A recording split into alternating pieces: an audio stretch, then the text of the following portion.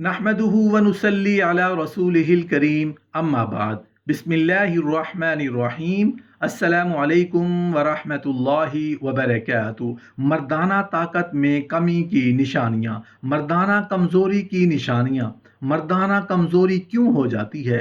मर्दाना कमज़ोरी के असबाब क्या क्या हैं? मर्दाना कमज़ोरी का इलाज क्या है? मर्दाना कमज़ोरी से कैसे बचा जा सकता है?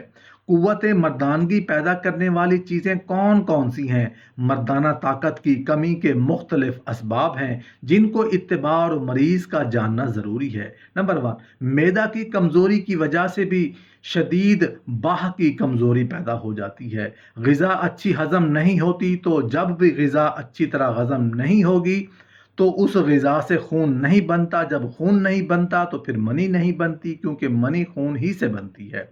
नंबर 2, जिगर की कमज़ोरी से भी ज़्यादा कमज़ोरी होती है कि जिगर ही इंसान के बदन में खून बनाने वाला बादशाह उज़्व है।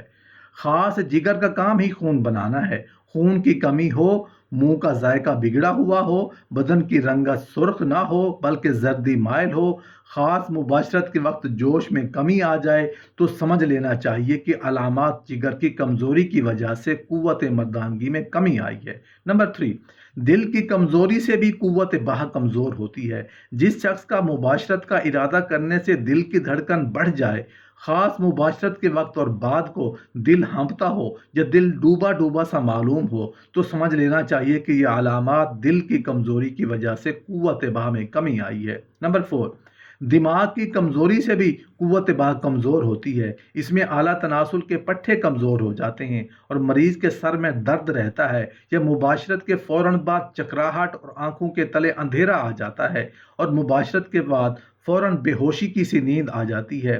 तो जान लेना चाहिए कि ये अलामात दिमाग की कमज़ोरी की वजह से क़ुव्वत बाह में कमी आई है। नंबर 5, गुर्दों के कमज़ोर होने की वजह से क़ुव्वत बाह कमज़ोर होती है।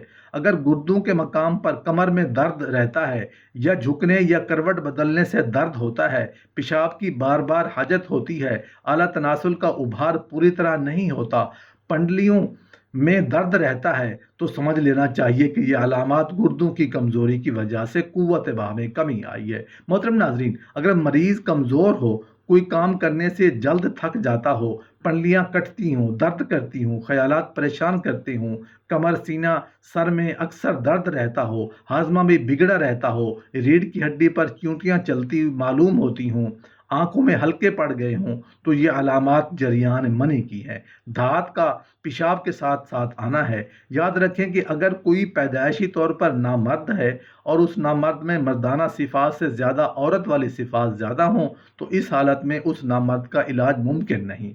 और अगर नामर्दी वाले सिफात बाद में पैदा हुए हैं तो इलाज हो सकता है।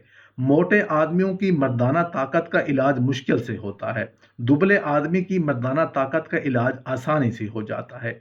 अक्सर मोटे आदमी की मर्दाना ताकत कमज़ोर होती है। अगर हो भी तो उम्र बढ़ जाने पर मर्दाना ताकत बहुत जल्द ख़त्म हो जाती है। और जो लोग बूढ़े हैं, उनकी मर्दाना ताकत ख़त्म हो चुकी हो, तो उन बूढ़ों को मर्दाना ताकत का इलाज करना बेकार है। पहले ऐसे मरीज अपनी सेहत और तंदुरुस्ती को अच्छा रखें, बदन को मजबूत करने वाली और मैदा को कवी करने वाली दवाएं और ग़िज़ाएं इस्तेमाल करें। जब बदन में ताकत आ जाए तो खुद ब खुद क़ुव्वत मर्दानगी हासिल हो जाएगी। फिर भी जहाँ तक हो सके ऐसे ज़्यादा उम्र रसीदा मरीज़ को मुबाशरत से कमी करनी चाहिए, और ऐसे मरीज़ मैदा की दवा इस्तेमाल करें। दवा से मैदा अच्छा होगा, भूख लगेगी, पेट का निज़ाम बेहतर होगा, फिर मुबाशरत की क़ुव्वत वापस आ जाएगी, बदन के दर्दों को मिटा देगा, गैस रिहा को निकालेगा, मनी को गाढ़ा बनाएगा, जोश पैदा करेगा। मोहतरम नाजरीन, दिल और राज की बातें बताने लगा हूँ कि हर मर्दाना ताकत में कमज़ोरी वाले मरीज़ के लिए ज़रूरी है कि पहले मरीज़ जिस्मानी आम कमज़ोरी को दूर करे, और अगर कोई आज़ा ख़ास कर दिल, दिमाग, जिगर, मैदा, गुर्दों में कमज़ोरी हो तो उसको दूर करने का इलाज कराएं। ये असूली बात है। मोहतरम नाजरीन, ये बात हमेशा याद रखें कि क़ुव्वत मर्दानगी के सिलसिला में ग़िज़ाओं का फ़ायदा दवाओं से ज़्यादा होता है। ताकत देने वाली ग़िज़ाएं ही असल क़ुव्वत मर्दानगी पैदा करती हैं। बेशुमार तजर्बों के बाद ये बात हासिल हुई है कि क़ुव्वत बाह की बेहतरीन से बेहतरीन दवा वही है जिससे घी, दूध, गोश्त, अंडा, मुकव्वी ग़िज़ाएं ज़्यादा मिकदार में हज़म होने کرنے کی طاقت پیدا کریں۔ جس قدر قوت پیدا کرنے والی غذا ہضم ہوں گی، اسی قدر قوت مردانگی میں حیرت ناک فائدہ ہوگا۔ اور اسی کے ساتھ یہ ہو کہ مقوی غذائیں ایسی ہوں جو بآسانی ہضم ہو جاتی ہوں، لذیذ بھی ہوں۔ بہتر ہے کہ خوشبو والی ہوں، جس کے کھانے کی طرف رغبت زیادہ ہو، جلد ہضم ہو کر بدن کا جز بن جائے۔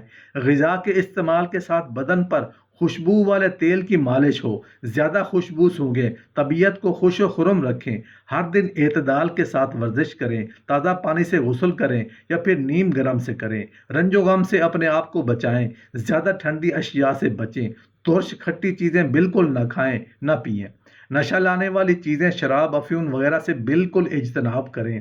تازہ صاف ہو اور روشنی سے دل کو راحت پہنچائیں۔